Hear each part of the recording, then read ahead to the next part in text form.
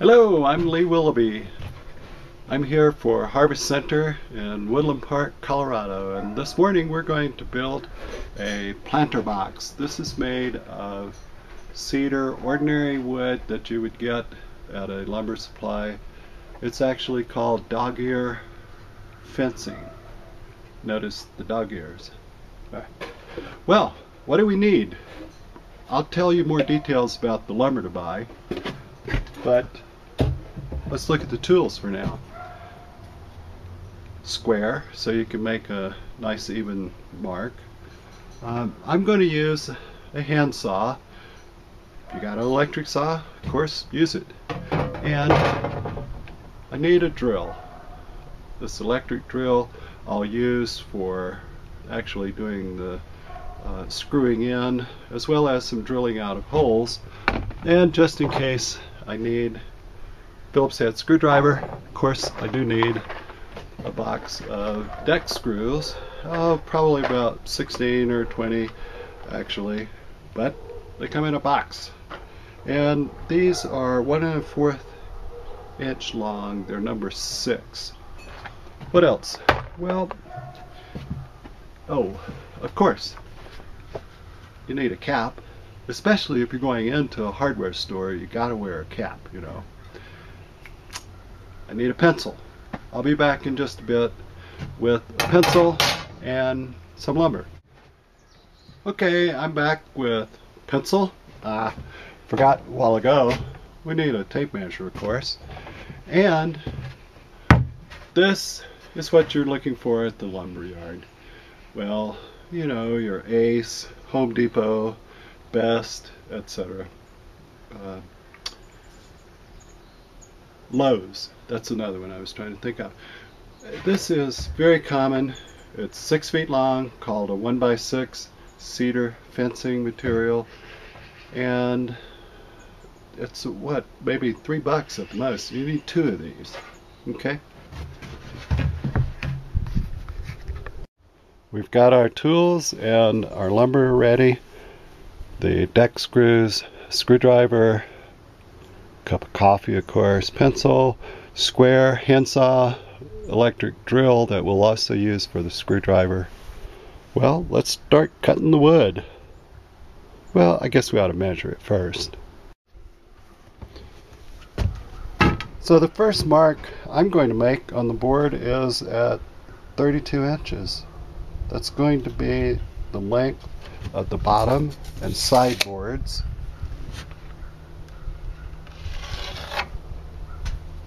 If you want to make different lengths, go to our website, wpharvestcenter.org, and look for our tip sheet on building a planter box, and you'll find a little table here where you can determine the length of boards for a small, medium, that's what we're building, a 32 inch, and a long planter box.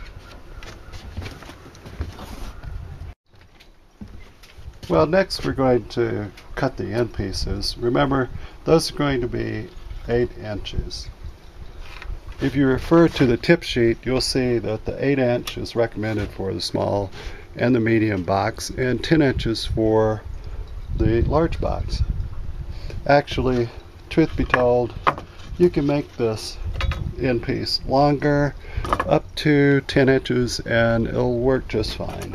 But that's the point. We're going to cut off this dog ear end of it in order to make our end pieces. Alright, I'm about to saw that 8 inch end piece, and it is important to keep it at 8 inches for the 32 inch box, because if you think about it, 6 feet long is the length of our lumber. That's 72 inches. We're going to cut one 8 inch end piece. That leaves 64. So divide that by 2 and you've got 32. So out of this one board we're going to get 2 sideboards and the end piece.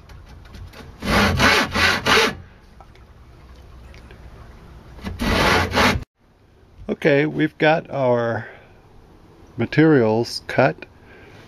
We've got our 3 pieces that will be the bottom and two sides. We've got our two end pieces. Let me show you another detail in this existing box, and the screws are going to be applied through the end, and we'll have two that connect to the bottom and then two that connect to the sides.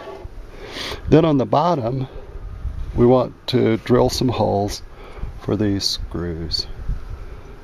I call this pre-drilling, and what we're going to need to do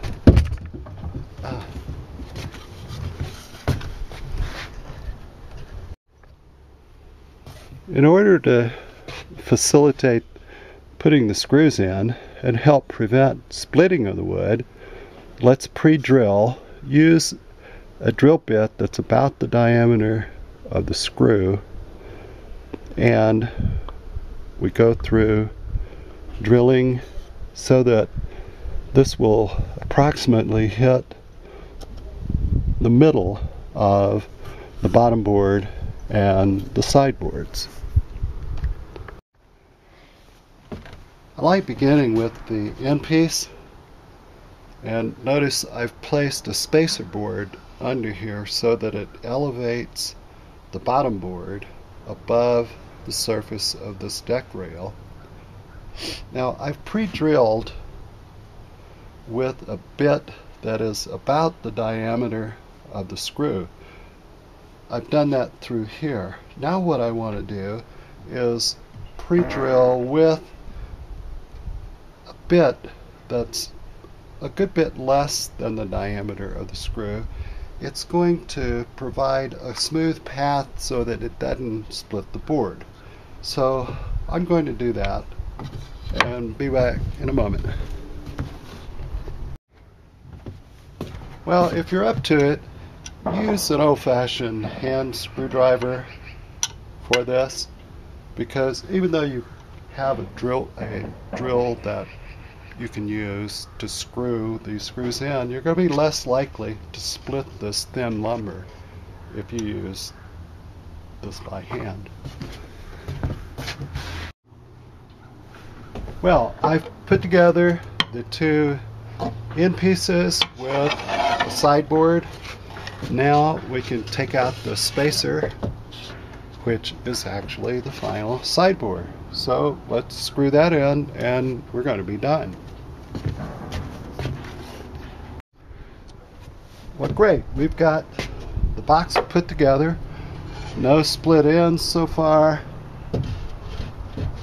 That pre-drilling really helps in using the hand screwdriver. Now, flipped on its side, we're ready to insert the 6 screws that go into the bottom. Well, here we are. We've got our box finished, and you know, it looks just fine right there on the deck rail. On the other hand, maybe you're afraid of it tipping over, or just for other reasons you might want to stack them. So here's a frame. Oh, kind of a bookshelf, only in this case it's planter box shelf. So join me for our next project, brought to you by the Harvest Center, and we'll build ourselves one of these